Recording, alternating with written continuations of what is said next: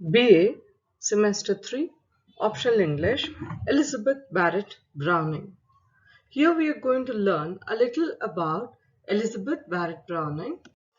Elizabeth Barrett Browning, 1806-1861. One of the most prominent poets of the Victorian era, she being intense, studious, and precocious, started writing at the age of 8. At the age of 15, she suffered a lifelong illness which led to a debilitating weakness and loss of mobility, and for much of her life she was a semi-invalid. She had an intensely romantic relationship with Robert Browning, which culminated in an elopement and marriage. In spite of her delicate health and seclusion from the world, Elizabeth Barrett was a dynamic woman. She had a strong sense of feminism of the Victorian period, and she is widely known for her treatment of social injustice. Majority of her poetry deal with the slave trade and child labor. Her writings also throw light on subjugation of women of her age and earn her a status as an early feminist. Her greatest works written after her marriage with Robert Browning. In spite of her delicate health and seclusion from the world, Elizabeth Barrett was a dynamic woman with a sincere involvement in contemporary issues and programs for social political betterment.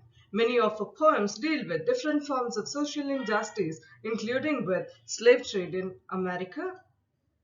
Her writings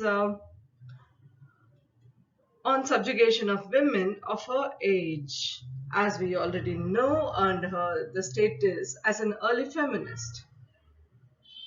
She, being a great admirer of Mary Wollstonecraft, her writings of feminism were shaped by reading Mary Wollstonecraft. She was deeply concerned about the restrictions on women's potential imposed by a strongly patriarchal Victorian society. Her greatest works, Aurora and Sonnets from the Portuguese, were written after her marriage with Robert Browning. What stands out in her poems is the use of literary devices such as allusions, imagery, and similes. She indeed is a true successor of Romantic poets in some terms, and she is very keen to emphasize the central place in poetry. The use of blank verse in Aurora Leigh is interesting because this is one extensively used by Shakespeare in his plays. Politics and social concern is a key drive in her writing. Her poems, The Cry of the Children and The Runaway Slave at Pilgrim's Point, are an attack on the abuse of children.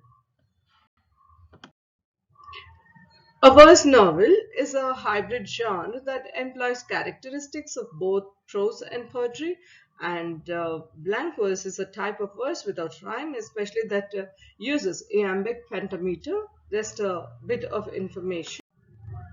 That brings us to the end of the particular session. Thank you.